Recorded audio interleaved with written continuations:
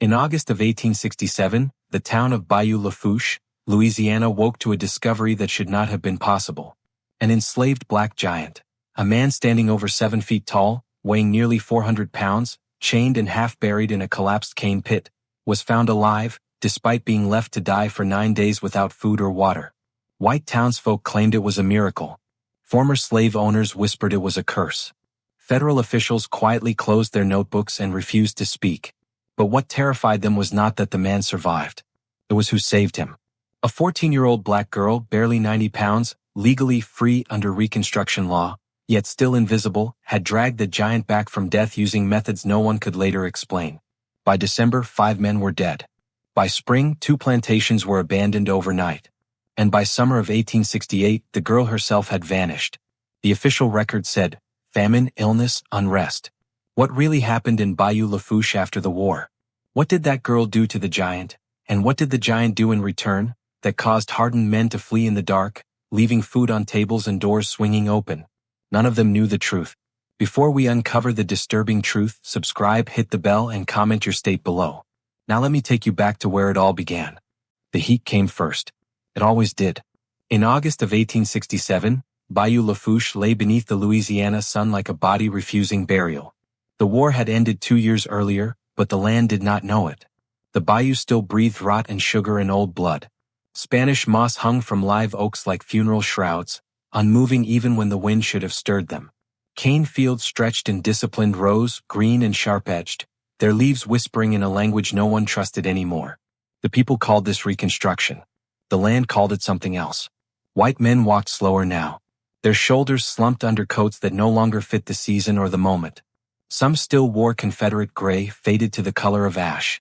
Others dressed like merchants, pretending the war had been an unfortunate interruption instead of a reckoning.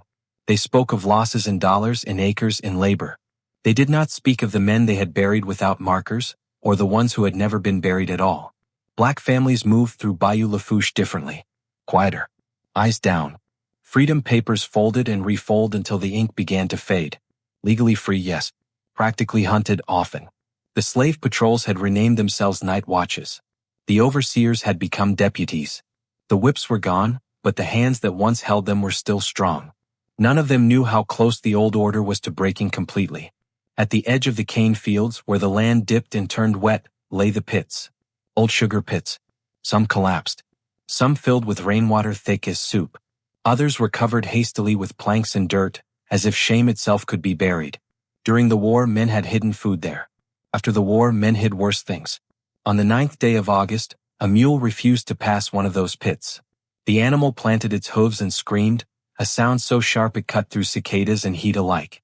The man holding the reins cursed and struck it once, twice. The mule would not move. It rolled its eyes toward the pit, nostrils flaring, breath coming fast. Damn foolish beast. He did not hear the sound beneath the dirt at first. None of them did. Bayou Lafourche was a town of survivors pretending to be victors. Its main road held a dry goods store with empty shelves, a saloon that stayed open too late, and a courthouse where records disappeared between shelves. Federal agents came and went, their boots too clean, their questions too careful. They stayed at the boarding house and wrote reports that ended in polite conclusions. Unrest, scarcity, transition. They did not write about fear. Behind the courthouse stood the old auction block, cracked but still upright. Someone had tried to pull it down once. The rope snapped. No one tried again. Children dared each other to touch it. Their mothers slapped their hands away and told them not to invite things they did not understand. Men spoke in low voices now. About theft. About shadows. About something moving at night through the cane, too large to be a man, too quiet to be an animal. They laughed when they said it because laughter was armor. Just hungry freedmen, one said. Or deserters, said another. Or tales, said a third. The swamp makes fools of us all. What they did not say was that animals had stopped going missing the usual way. No blood trails. No half-eaten carcasses. Things vanished cleanly. Efficiently. Bayou Lafourche had always known giants. Before the war, there had been men bought young and fed hard, worked until their backs bowed and their hands thickened like bark. Men sold not for skill but for size. They were called brutes, beasts, investments. Some planters liked to parade them. Others hid them away, using them when intimidation was needed. When the war came, those men were not sent to fight. They were too valuable. or too dangerous. After the war, such men became liabilities. No one admitted to killing them. No one admitted to freeing them either. The cane pit where the mule screamed had once belonged to Delacroix Plantation, abandoned after its owner fled upriver with what silver he could carry. The pit had collapsed months earlier during heavy rain. Children were warned away. Adults avoided it. The ground there felt wrong beneath the foot. Too soft. Too quiet. By the time the first shovel struck dirt that morning, the crowd had grown. Men stood with hands on hips. Women shaded their eyes. A deputy leaned against a fence post, chewing tobacco slowly, already annoyed. Probably a dead hog. The second shovel hit iron. Chains. Someone stepped back. Someone crossed himself. Someone laughed too loudly. When they uncovered the arm, it did not look real. It was too large. Too dark. The skin gray and cracked, stretched tight over muscle that should have been slack with death. Then the arm moved. The sound that came out of the pit was not a scream. It was breath. A long, broken pull of air dragged up from somewhere deep and stubborn. Silence fell over Bayou Lafourche like a held breath. He's alive. The words did not belong to anyone. They simply existed. They would later say the man was over 7 feet tall. That it took 6 men to free him from the pit. That the chains had been buried with him, padlocked, the key long gone. That he weighed as much as a mule and looked worse. They would not say how long he had been down there. They would not say why he was left. What truly unsettled them was not his survival. It was the mark on his wrist. A thin strip of cloth. Cling. Recently tied. Too small to belong to any man in Bayou Lafourche. A girl's knot. None of them knew her name yet. But by winter they would curse it. And by spring they would fear it. Her name was Eliza May Booker, though almost no one in Bayou Lafourche used it. To most she was just that girl. The one who walked alone. The one who never begged. The one who did not flinch when shouted at, nor smile when spoken to kindly. 14 years old, slight as a reed, skin darkened by sun and work, hair kept close to her scalp not for fashion but for speed. She lived where the town thinned and the swamp began, in a lean-to patched with scrap wood and tin, a place the maps forgot. Eliza had learned early that attention was a kind of danger. Her mother had died 3 summers earlier, fever taking her fast and without ceremony. Her father had gone before that, pressed into a labor gang during the war and never returned. Some said he ran north. Some said he was buried in an unmarked trench with others whose names no one bothered to ask. Eliza did not repeat either story. She carried neither hope nor grief openly. Both were luxuries. She survived by knowing things. Which roots could be eaten. Which leaves stopped bleeding. Which snake struck twice and which only once. How to move through cane without cutting skin. How to listen. On the night the giant was buried alive, Eliza had been gathering swamp mint by moonlight. She did not hear voices. She did not hear shovels. What she heard was wrongness. A pressure in the air. The way frogs went silent all at once. The way the earth seemed to hold its breath. She had followed that feeling to the edge of the collapsed pit and stopped. The sound came hours later. At first she thought it was the swamp itself shifting. Mud settling. Water moving underground. But this sound had rhythm. Strength. Pain that had not yet decided whether it would live or die. Eliza knelt. Pressed her ear to the dirt. She listened until dawn. What she did not know was that, at that same hour, a former overseer named Calvin Hodge was washing blood from his hands upriver, telling himself the man was already dead when they covered him. That it was mercy, really. That no one could survive such a thing. Eliza returned the next night with a knife too small to matter and a strip of cloth torn from her only dress. She did not plan a rescue. Not then. She planned a test. The ground was soft where the pit had collapsed. She dug with her hands until her fingers bled, slow and careful. When her knuckles struck iron, she did not pull away. She whispered instead, "I hear you." There was no answer. Just breath. Still there. Still fighting. She tied the cloth around his wrist because she needed to mark something real. Needed proof that what she heard was not her mind playing tricks born of hunger and loneliness. "Wait," she told the dirt. "Do not move." It was a foolish thing to say to a buried giant. But Eliza had learned that words mattered, even when no one else believed they did. She brought water the following night. Cane juice the night after that. Ash mixed with swamp clay to seal the wound she found by touch alone, her fingers trembling when they slid across the ragged cut at his throat. She worked fast. Quiet. Each visit shorter than the last. She did not tell anyone. Not the preacher who passed her sometimes on the road and looked away. Not the freedmen who gathered near the old quarters and spoke in careful half-truths. Not the white woman who once pressed a coin into her hand and said, "For your trouble," without knowing what trouble truly meant. Eliza understood something the town did not. Survival was not loud. Rescue was not clean. And justice never announced itself. When the mule screamed and the men came running with shovels, Eliza watched from the trees. She saw the chains lifted. Saw the body dragged into the sun. Saw fear flicker across faces that had not feared her kind in generations. She saw the giant's eyes open. They were not wild. They were not grateful. They were waiting. Later, when the deputy asked around, when questions floated like smoke without settling, someone mentioned the girl who lived by the swamp. "She's strange," a woman said. "Always watching," said another. "Knows too much," said a man who had once tried to scare her and failed. The deputy made a note and forgot about it by supper. That would be his first mistake. That night, Eliza sat on the edge of her cot and cleaned her knife. Her hands shook now that the danger had passed. She allowed herself that much.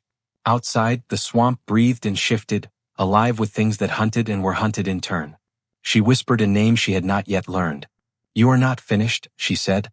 What she did not know was that the giant had heard her every night, had counted her steps, had memorized the sound of her breathing, and that, somewhere deep inside him, something long buried had begun to rise. Slowly, carefully, with purpose. They would later call him many things. Monster, devil, miracle. His name, the one given to him at birth, had been Isaiah Boone. His mother whispered it into his ear the night he was born on a rice plantation near the coast, her voice shaking with equal parts fear and pride. He was already too large then, shoulders broad, hands closing tight around her finger like he meant to hold on to the world itself. She died before the year turned, and the name went quiet soon after. Names did not survive long in men like him. By the time Isaiah reached his 15th year, he stood taller than most grown men. By 20 he was taller than door frames.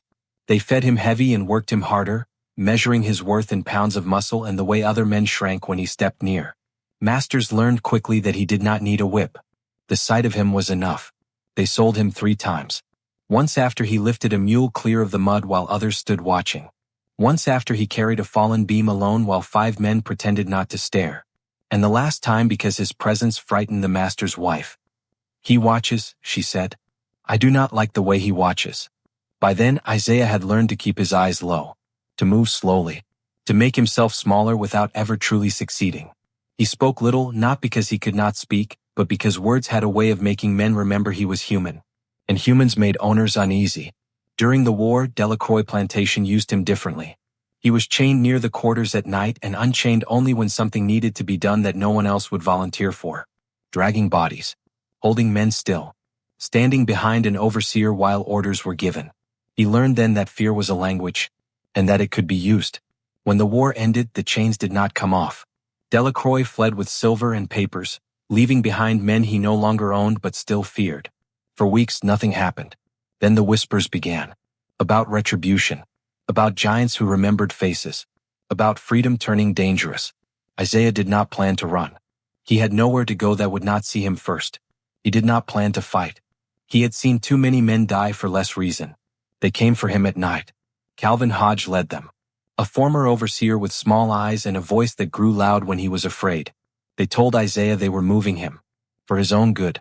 That was the lie they chose. They chained his wrists, then his ankles, then his neck. He did not struggle until the blade touched his throat. The cut was shallow, poorly done. Hodge's hand shook. Isaiah felt the warmth of blood and knew, with a clarity that surprised him, that they meant to bury him breathing. The pit was closer than he thought. The fall knocked the air from his lungs. Dirt followed. Shovels worked fast. Someone laughed. Someone prayed. Isaiah tried to shout. Dirt filled his mouth. He thrashed once, twice, then stopped. Panic wasted air. He remembered that. The dark came heavy and complete. Time did not pass the way it did above ground. Hunger came first, then thirst, then a dull ache that spread through his limbs like rot. He thought of his mother once, of the way her hand had felt, small and fierce. He did not expect to live. The first night he heard her. Soft steps. Careful. Pause. Then breath close to the earth. He thought it was death coming back for him. He welcomed it. But death did not whisper. "I hear you." The voice was young. Female. Certain. When the water came, he cried without sound, tears sliding back into the dirt. When fingers brushed his wrist, tying something clean and cool against his skin, He held still with an obedience learned from pain. He did not know why she helped him. He did not know how. What he knew was this: she came back. Each night a little less dark. Each night a little more life. When the men dug him up days later, dragging him into the sun like a thing reborn against its will, Isaiah closed his eyes not from the light, but from the faces. Fear tasted different when it belonged to others. As they hauled him away, someone tried to speak to him. Asked his name. Isaiah said nothing. He was listening instead. Listening for the sound of small, careful footsteps in the trees. He would hear them again. He just did not yet know what he would become when he did. They moved him at dusk, when the heat loosened its grip and the bayou began to breathe again. 6 men strained at the ropes, their boots sinking into mud that sucked and resisted like it had a will of its own. Isaiah's body swayed between them, immense and heavy, his feet dragging grooves through the earth. Someone cursed. Someone slipped. No one met his eyes. The chains clinked with every step, a sound too familiar to be ignored. Put him in the shed, the deputy said. The old sugar one. Away from town. No one argued. Distance felt like safety. The shed crouched at the edge of Delacroix land, half swallowed by vines and rot. Its roof sagged, its boards split by years of heat and rain. Inside, the air smelled of rust and old sweetness, the ghost of molasses clinging to the walls. They laid Isaiah on the dirt floor and stepped back, as if he might rise at any moment and remember every face. He lives, one man said, disbelief threaded with something close to fear. For now, said another. They locked the door, posted a watch, promised to return with food in the morning, promised many things. Then they left, their lantern light bobbing away like retreating stars. Above them, unseen, Eliza waited in the trees. She had followed at a distance, keeping to shadow and sound, counting steps the way she always did. She saw where they took him, saw how they left him, saw the way the watchman leaned against the post, already bored, already careless. Eliza did not move until the swamp took over the night. Frogs began their chorus. Insects rose in clouds. The watchman shifted, slapped at his neck, cursed softly. When he wandered a few steps to relieve himself, Eliza slipped from the trees and into the tall grass, her body low, her breath measured. The shed door was secured with a simple lock. Rusted. She worked it with the knife, hands steady despite the pounding in her chest. The metal gave with a quiet complaint. Inside, the darkness pressed close. Isaiah, she whispered, using the name she had heard one man say without care. His eyes opened. Even in the dark, she felt them on her. It is me, she said. Do not move. He tried. His body answered with pain instead. A low sound escaped him, more animal than man, and she froze until it passed. She knelt beside him. The wound at his throat had opened again, sticky and warm beneath her fingers. She pressed ash and cloth, tied tight, whispered the same words she had whispered to her mother once, long ago. Stay. Isaiah watched her hands. Watched the way they moved with certainty, not fear. He had known many hands. None like these. You should not be here, he rasped, the first words he had spoken since the pit. Eliza did not look up. Neither should you. She worked fast. Water first. Then food she had carried hidden beneath her dress. He took it slowly, each swallow a battle. When his breathing steadied, she leaned back on her heels and studied him, her gaze taking in the chains, the bruises, the size of him filling the small space like a storm contained. They will come back, he said. I know. They will kill you. Maybe. The word surprised him. It surprised her too, hanging there between them, small and honest. Eliza stood. You listen to me now. When I say still, you be still. When I say move, you move. Not before. He nodded once. The motion sent pain flashing through him, but he did not make a sound. What do you want? He asked. She considered the question. Outside, the watchman laughed at something he could not see. I want you alive, she said finally. Long enough. For what? She met his eyes then. Dark. Unflinching. For them to understand what they did. She slipped back into the night before he could answer. The next days passed in fragments. Eliza came when she could. Brought food. Water. News whispered from the edges of town. Isaiah listened and healed and waited, learning the rhythm of her visits, the sound of her step, the way she paused before opening the door as if listening for the world to change its mind. Men came once, drunk, curious. They laughed at the giant's size, threw a stone, made plans that fell apart under the weight of their own fear. Isaiah stayed still because Eliza had told him to. That night, when she came, he asked, Why me? She tightened a bandage and did not answer right away. Because you were left, she said, and because you stayed.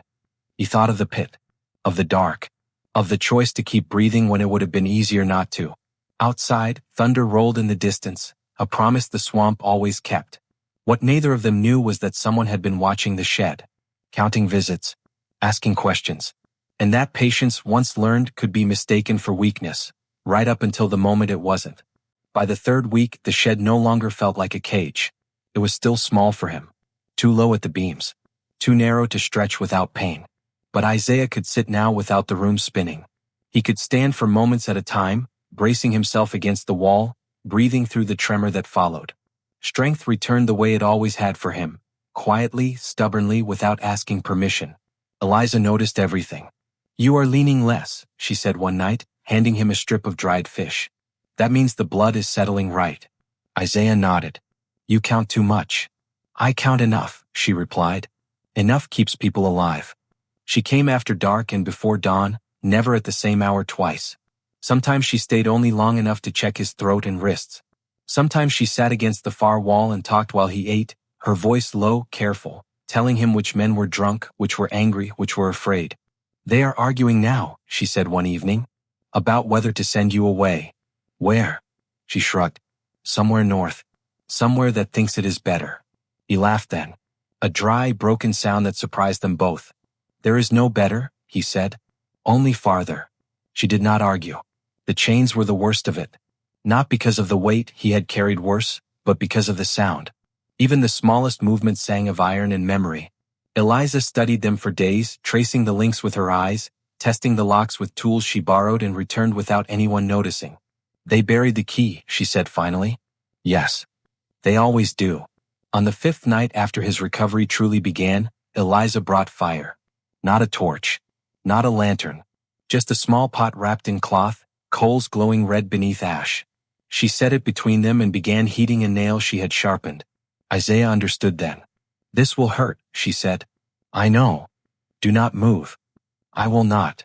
She pressed the nail into the lock, heat biting, metal protesting. The smell filled the shed, burning iron, old rust, something almost sweet. Isaiah clenched his jaw until his teeth creaked. His breath came hard but steady. When the lock finally gave, Eliza sat back hard, her chest rising and falling like she had run miles. She smiled then. Just a little. "Quiet now," she said. The chains stayed, but they were no longer closed. He could slip them free when needed. That knowledge alone changed the air between them. It was the first secret they shared. By September, Bayou Lafourche began to change. A hog disappeared from a pen with no sign of struggle. A night watchman swore he heard breathing behind him and turned to find nothing. Calvin Hodge stopped sleeping through the night. He woke sweating, convinced someone stood at the foot of his bed. "They say it is deserters," Eliza told Isaiah. "Men who never went home. And you?" "I say men do not disappear like that." He smiled, slow and careful. "No." One afternoon, she arrived shaken, her hands trembling despite her effort to still them. "They followed me today," she said. Isaiah's body tightened. "Who?" "I do not know. 2 men. Pretending not to." "Did they see you come here?" "No," she paused. "I do not think so." He did not like the words "do not think." They left too much room. "Then we move," he said. "Not yet." "Eliza." "You listen to me now," she cut in, echoing his own words back at him. "If you move too soon, they will hunt you. If you stay, they will doubt themselves. And if they find me?" She met his gaze. "Then I will already be gone." That was the first time he understood she was planning beyond him. Beyond the shed. Beyond survival. The first man went missing 3 nights later. He was a patroller. Drunk. Loud. Known for swinging first and asking later. He did not come home. His wife screamed at dawn. Men searched the swamp with dogs that lost the scent at the water's edge. Isaiah listened to the bayou that night. Felt its rhythm change. Eliza did not come. When she returned the next evening, her face was pale, her eyes sharp. "I did not do it," she said before he could ask. "I know." They sat in silence then, the kind that weighed more than words. From that night on, Eliza taught Isaiah when to move. How to step without sound. How to wait without impatience. How to be unseen not by hiding but by choosing the right moment to exist. "You are not invisible," she said. "You are inevitable. That is different." He did not fully understand her yet. But the town did.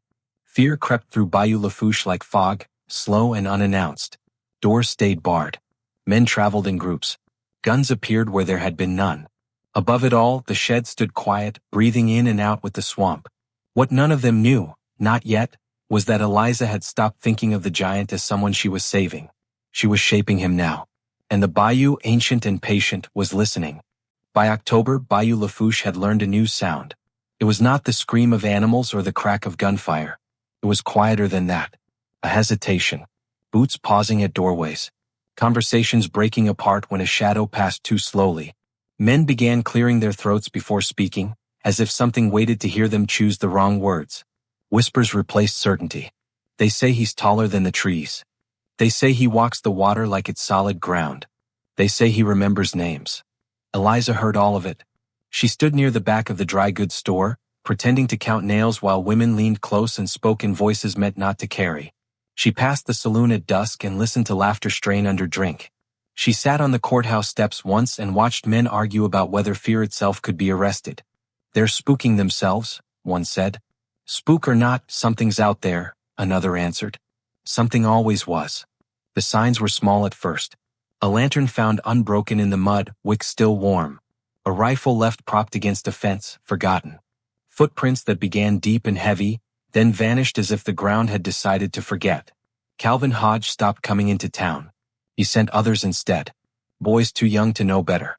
Men too proud to admit their hands shook. When they returned, they brought nothing useful. No proof. No comfort. Only stories that grew longer each time they were told. They saw him. One boy swore, eyes wide, breath coming fast. Where? By the cane. What did he do? Nothing. That frightened them more than any violence could have. Isaiah felt the change before Eliza spoke of it. The bayou carried fear differently than hunger. It moved faster, tighter. He could feel it in the way insects fled before his steps now, in the way birds lifted too early, too high. He stayed hidden as Eliza commanded, watching through cracks in the shed, learning the habits of men who believed themselves hunted. "They are circling," he said one night. "Yes. Waiting for me to make a mistake." She shook her head. Waiting for themselves to be right. She had begun teaching him at night, when the swamp swallowed sound. Not fighting. Not yet. Control. How far can you step without noise? Farther than yesterday. Good. Do not use it. How long can you stand still? As long as needed. Good. Use that. She showed him how to breathe shallow when listening, how to let the body rest without sleeping, how to become a shape the eye slid past without holding. "You frighten them because they think you are rage," she said. "They do not expect patience." Isaiah watched her as she spoke, the firelight catching her face, her eyes reflecting something older than her years. "You think patience is stronger," he said. "I know it is." The second man disappeared on a night without moon. A former driver. Known for carrying a switch long after was needed. He was last seen walking home alone, singing off-key, confident in his size and his gun. They found the gun the next morning, laid neatly on the road. Unfired. The town erupted then. Dogs were brought in again. Federal officials were summoned. A man named Elliot Graves, wearing a blue coat that still smelled new, arrived 2 days later with papers and questions and the belief that order could be restored by writing enough words. He interviewed everyone. "Have you seen anything unusual?" "No, sir." "Anyone strange?" "Only the usual." When he spoke to Eliza, he smiled too easily. "You live alone?" he said. "Yes, sir." "Do you know anything about these disappearances?" She met his gaze and let her eyes go flat. "Men leave. They always have." Graves studied her for a moment too long, then nodded and moved on. He wrote something in his book and underlined it once. Isaiah watched the town from a distance now, moving only when Eliza said it was time. Once, he followed Graves at night, not close enough to be seen, close enough to hear the man muttering to himself. "Just unrest," Graves said aloud. "Just men scaring themselves." Isaiah let him believe it. The third sign came without warning. A body. Not whole. Not hidden. Left at the edge of the swamp where cane met water, laid out with care. The man's face was calm. His hands folded. No wounds that showed. What terrified them was the mark on his wrist. A strip of cloth. Cling. Tied tight. The same knot. By sunset, Bayou Lafourche was a town holding its breath. Women barred doors. Men sharpened blades they hoped not to use. Graves stood in the street and felt certainty slip through his fingers like sand. "Eliza," Isaiah said that night, his voice low. Yes. They know now. She nodded. They needed to. You are changing things. She looked at him, really looked the way she had the first night in the pit. No, she said. They are. Thunder rolled in the distance, closer this time. The swamp answered with a low, waiting sound. What neither of them said was that patience had reached its limit. And what none of them knew was that mercy, once offered, would not be offered again. The rain came in sheets that night, sudden and merciless, drumming the shed roof until the boards groaned under the weight. Water slid down the walls and pooled at Isaiah's feet. He stood in it without noticing, listening to the storm teach its lesson. Nothing rushed. Nothing wasted its strength. The rain fell until the ground gave in. Eliza watched him from the doorway, hood pulled low. You feel it, she said. Yes. Good. By now he could move without touching the walls. He could crouch and rise without sound. His breath no longer betrayed him. The chains lay loose at his ankles, a reminder rather than a restraint.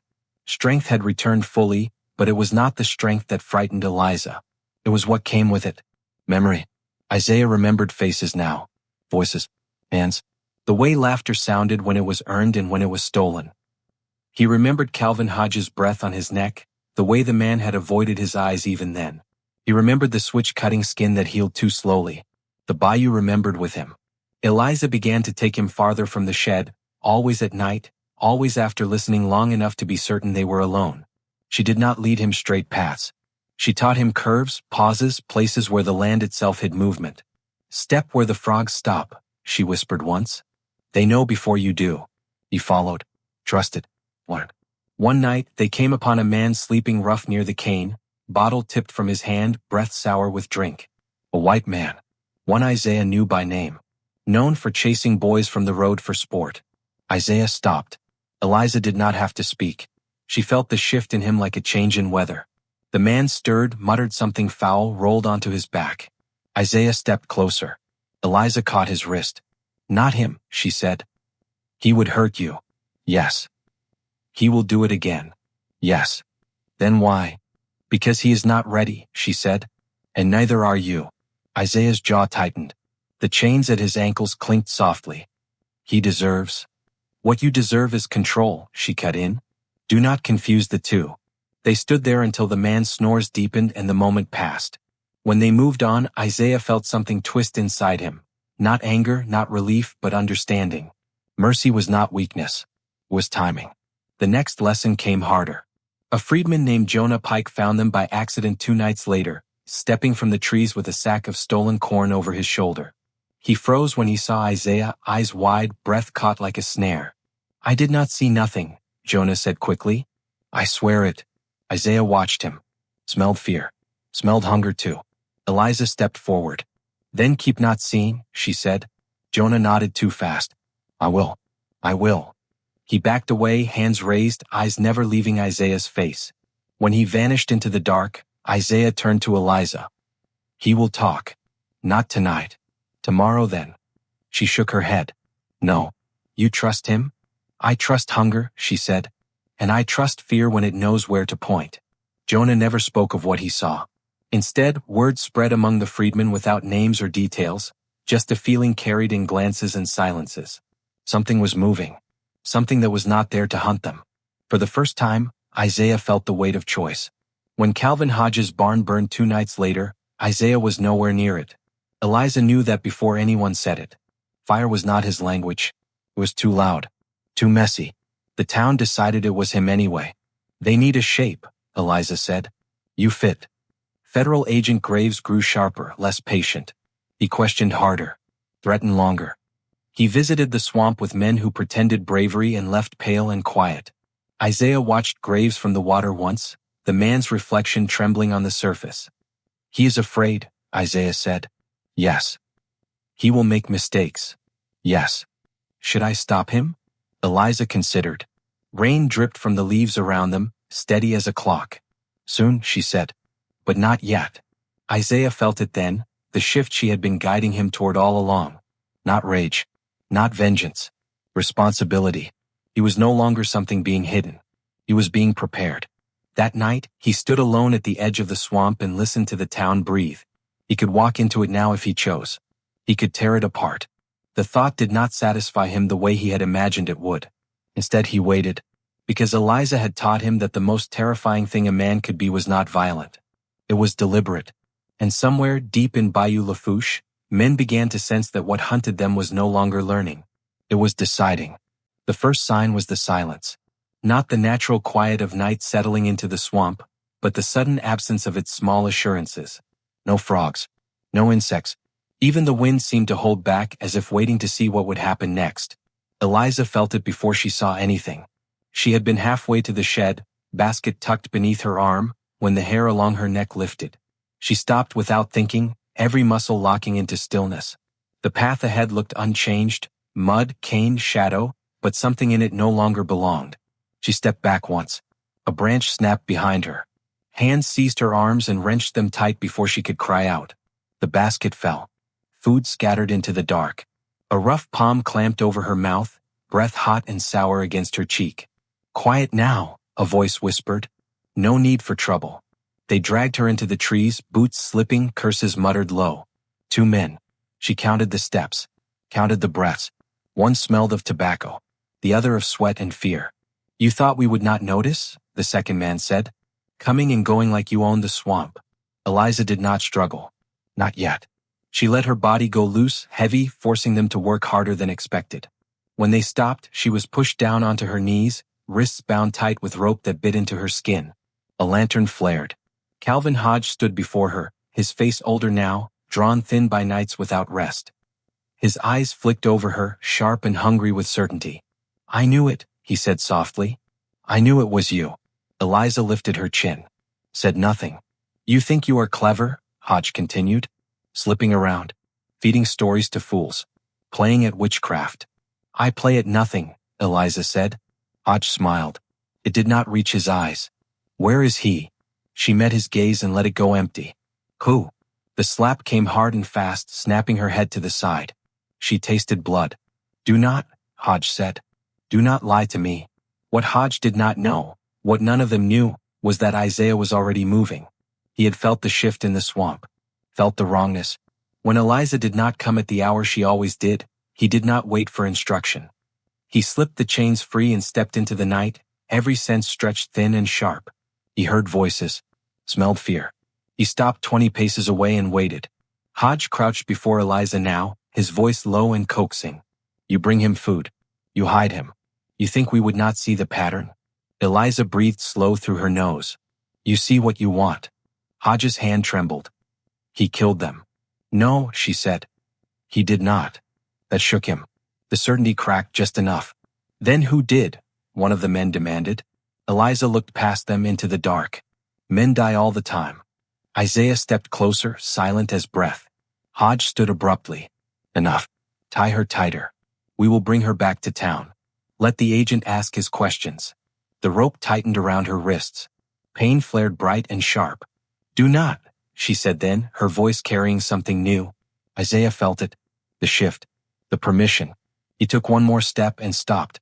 Eliza shook her head just once. Barely visible. Not yet. Isaiah forced himself still. His muscles screamed for motion. His hands curled into fists he did not unclench. Hodge turned away, already thinking ahead, already congratulating himself. "We will see how brave she is in the daylight." They hauled Eliza to her feet and began moving, careless now, victory dulling their caution. That was their mistake. The swamp answered before Isaiah did. A branch fell. Art. Striking one man across the shoulder. He cried out, stumbled. The lantern swung wildly, light jumping, shadows tearing themselves apart. "What was that?" someone shouted. Fear exploded. Isaiah moved. He did not roar. Did not charge. He stepped into the light and took the man holding Eliza's rope by the wrist, twisting once. Bone gave with a sound like wetwood snapping. The man screamed and dropped. The other lunged, knife flashing uselessly. Isaiah caught his arm and slammed him into a tree, hard enough that the bark shuddered. The man slid down boneless. Hodge froze. Isaiah stood between him and Eliza, enormous and still, eyes fixed on the man who had tried to bury him alive. Hodge's mouth worked soundlessly. Isaiah leaned close. "You left me," he said quietly. Hodge bolted. Isaiah did not follow. He turned instead and cut Eliza's bonds, hands careful despite their size. You disobeyed me, she said, breathing hard. Yes. She met his eyes. Saw the fire there, contained but burning. This was the last time, she said. No more waiting. Isaiah nodded. Behind them the men groaned. One would live. One would not speak again. The swamp swallowed the rest. By morning, Bayou Lafourche would know something had gone terribly wrong. And by nightfall there would be no more lessons. They did not return to the shed. Eliza led Isaiah deeper into the swamp, where the ground rose and fell like a living thing and the trees leaned close enough to hide secrets in their roots. Rain began again, light at first, then steady, washing tracks from the mud as if the land itself understood what was needed. Now, Eliza said, once they reached a stand of cypress thick enough to muffle sound. Now you listen to me. Isaiah stood still, chest rising slow and controlled, blood humming through him like a tide finally allowed to turn. They will lie, she continued. They will say I attacked them. They will say you came like a beast out of the dark. They will say anything that keeps them from saying the truth. And the truth is? She looked up at him. That they chose this. By noon the next day, Bayou Lafourche was buzzing like a kicked nest. Hodge staggered into town at dawn, clothes torn, face streaked with mud and something darker. He spoke in broken bursts, words tumbling over one another. Giant. Ambush. Which girl? Graves listened with a tightening jaw, writing nothing. Where is she? Graves asked. Hodge shook his head. Gone. And the others? Dead, Hodge said too fast. Or near enough. That afternoon, Graves called a meeting at the saloon. Men crowded in, guns slung low, drink poured high. Fear sharpened voices. Rage made plans feel necessary. We end this tonight, someone said. We bring fire, said another. We bring dogs. Graves stood and raised a hand. This is not justice. This is panic. Then you do nothing, Hodge snapped. And we die one by one. Graves hesitated. That pause sealed everything. Night fell thick and heavy, pressing close. A group of 12 men gathered with torches and rifles, moving toward the old Delacroix land with the confidence of those who believed numbers would save them. Isaiah watched them from the trees. Eliza crouched beside him, her face pale but set. Remember, she said. No noise unless it matters. No mercy unless it teaches. They split then, not in distance but in purpose. Eliza slipped ahead, a shadow among shadows, while Isaiah moved wide, circling, becoming the edge of the world closing in.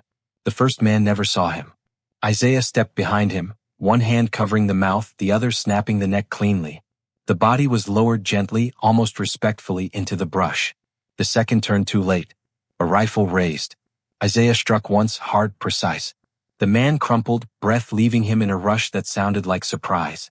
Torches swung wildly now. Voices rose. There. By the trees. Gunfire cracked, tearing holes in leaves, bark exploding into splinters. Isaiah moved through it, not charging, not fleeing, choosing. A man tripped and fell. Isaiah stepped on the rifle, crushing wood and bone together.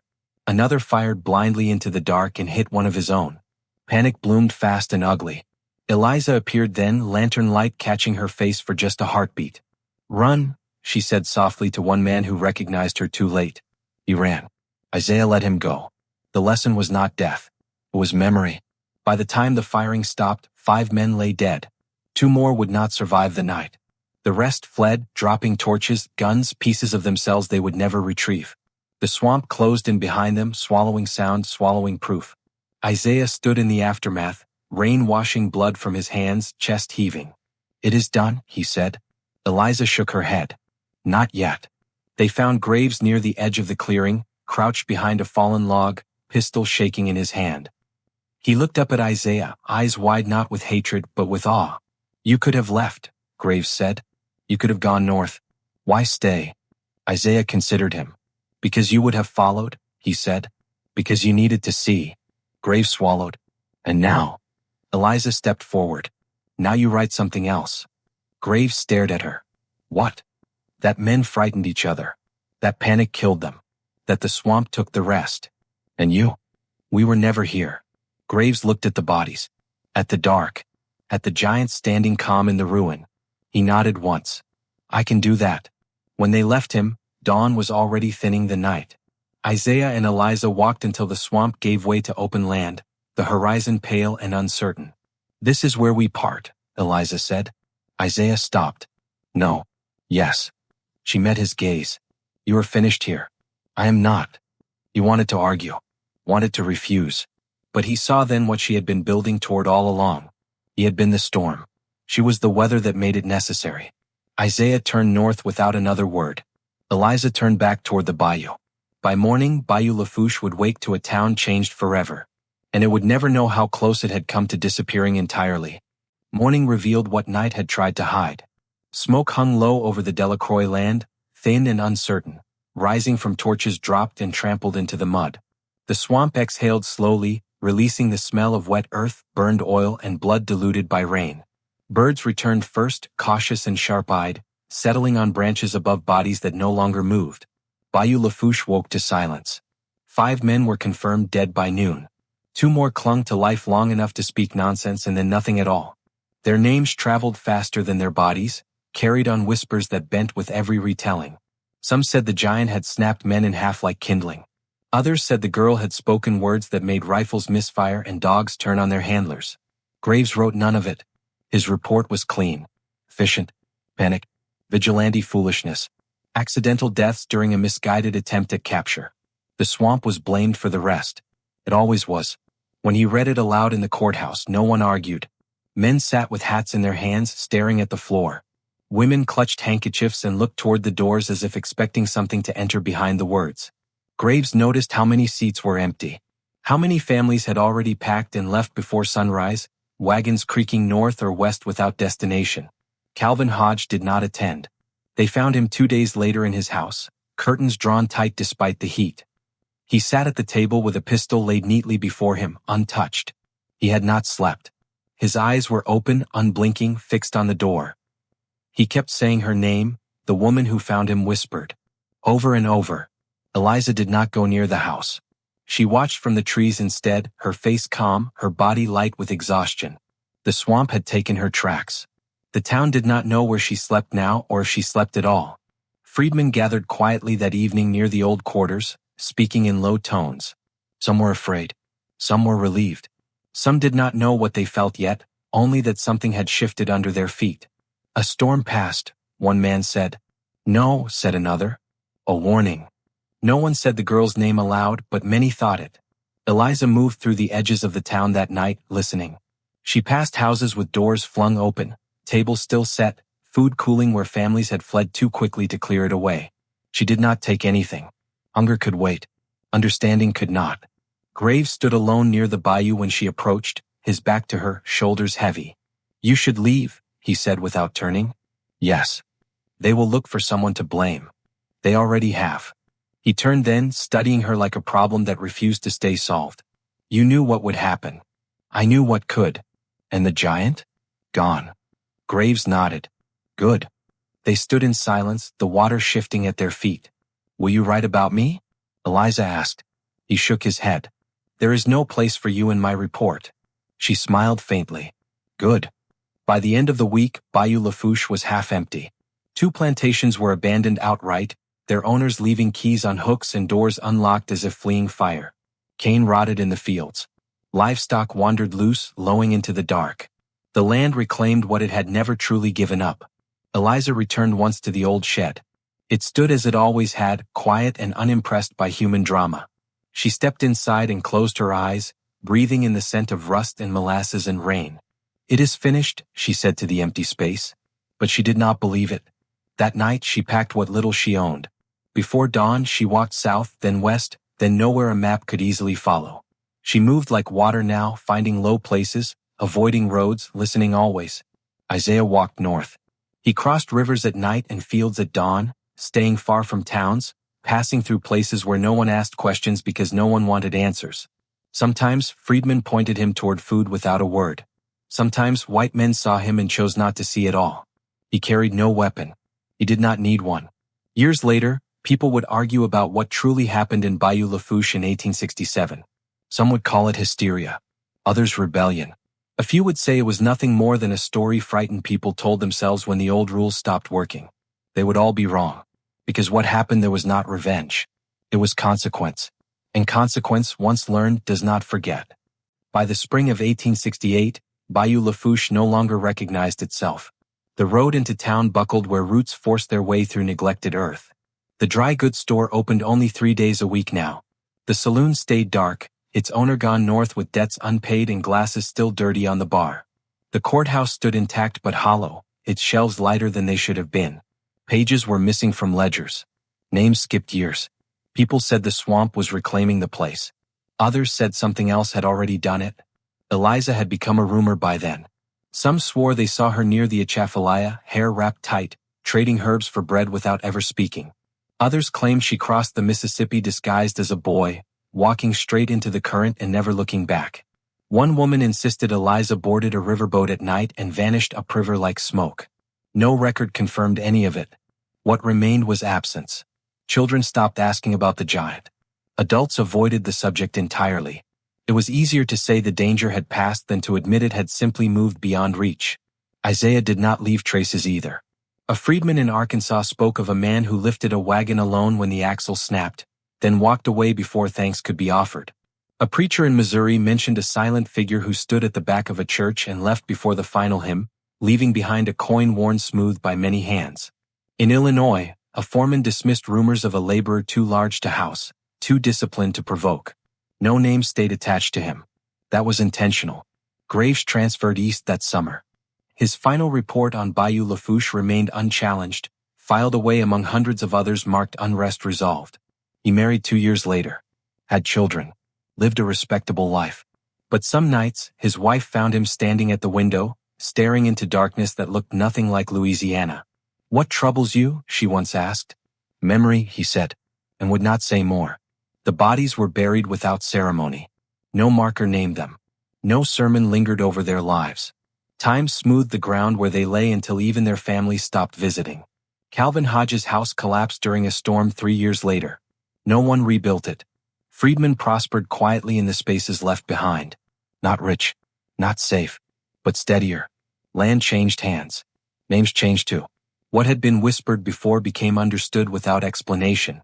They did not say Eliza's name. They taught their children something instead. Do not mistake patience for fear. Do not mistake silence for obedience. And never assume the ground beneath you has forgotten.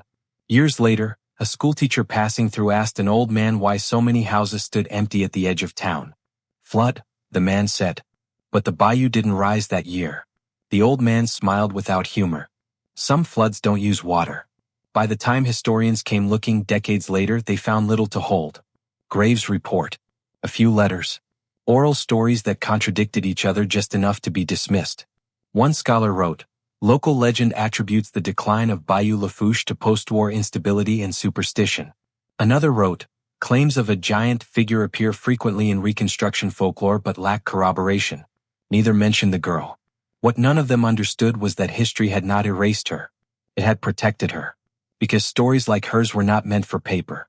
They were meant to be carried. And somewhere, far from cane and swamp, a man with a quiet step and careful hands continued walking through a world that had learned, briefly and painfully, what it meant to push too far. The land remembered, even when people chose not to. Long after the last wagon rolled out of Bayou Lafourche, long after cane fields surrendered to weeds and moss finished its slow work of claiming roofs and fences, the place remained unsettled. Not haunted, unsettled. Travelers passing through in the 1880s remarked on it without understanding why. Horses balked near the old Delacroix land. Dogs refused to enter certain stretches of swamp. At night, fires burned low and conversations turned cautious, even among people with no memory of the violence itself. They felt watched. Not by something moving, by something remembering. Among black families who traced their roots to the bayou, the story survived without dates or names. It was never told straight through. Pieces were given at different times, to different ears, depending on what the listener needed to hear. A child who asked why his father never raised his voice was told, "Because silence can carry farther." A daughter who wondered why her mother trusted patience over anger heard, "Because patience outlives anger." And when a boy asked what happened to the men who hurt people when the war ended, an old woman answered, "They learned." No one mentioned Eliza directly. They did not need to. Her story lived in the way those families moved through the world afterward. Heads high but eyes sharp, steps measured, words chosen with care. They taught their children that freedom was not something given once and kept forever. It was something defended quietly, again and again, often by people history would never bother to name. As for the giant, his legend thinned as years passed, stretched into something almost symbolic. Some said he died in the north during a factory accident. Others said he crossed into Canada and vanished into the forest. A few insisted he never left Louisiana at all, that he simply learned to live where men did not look. There were even stories of a large man appearing during labor disputes, standing silent at the edge of crowds until tempers cooled and talks resumed. No threats. No violence. Just presence. Whether those stories were true or only wishful thinking, no one could say for certain. What could be said, what records could confirm, was that Bayou Lafourche never fully recovered. Plantations were never rebuilt at their old scale. Outside investors avoided the area. Families with long memories chose other towns. The land remained productive, but it no longer bent easily to ownership. Floods came when they were least expected. Crops failed without clear cause. Profit margins shrank. People blamed the swamp. The swamp, if it could speak, might have blamed people. In 1912, a small fire swept through what remained of the courthouse. Most records survived. A few shelves did not. Among the losses were several Reconstruction-era files, including Graves' original notes. Only the final report remained, clean and empty of detail. History closed the door gently. And yet, sometimes, when the heat presses down just right and the air smells of iron and rain, locals say you can feel it. The sense that the ground beneath Bayou Lafourche is not done teaching. That it remembers a girl who listened when others ignored. A man who learned patience when rage would have been easier. And a moment, brief and terrible, when power shifted hands without ceremony or permission. The world moved on as it always does. But the lesson stayed. What happened in 1867 was never about a giant or a child or even revenge. It was about consequence. About what happens when cruelty assumes it will never be answered. About how systems break not from noise but from precision. None of them knew the truth then. Some of them sensed it later. And those who inherited the silence understood it best of all. What do you think really happened to Eliza? Did she disappear to survive, or to ensure the story could never be contained? Leave your thoughts in the comments below. If you enjoyed this dark historical mystery and want more stories that uncover what history tried to bury, subscribe to Chronicles of Shadows. Hit the notification bell so you never miss a tale, and share this video with someone who loves stories where truth and terror walk side by side. These stories were buried for a reason. These voices were silenced on purpose. And remembering them is how we make sure they are never buried again.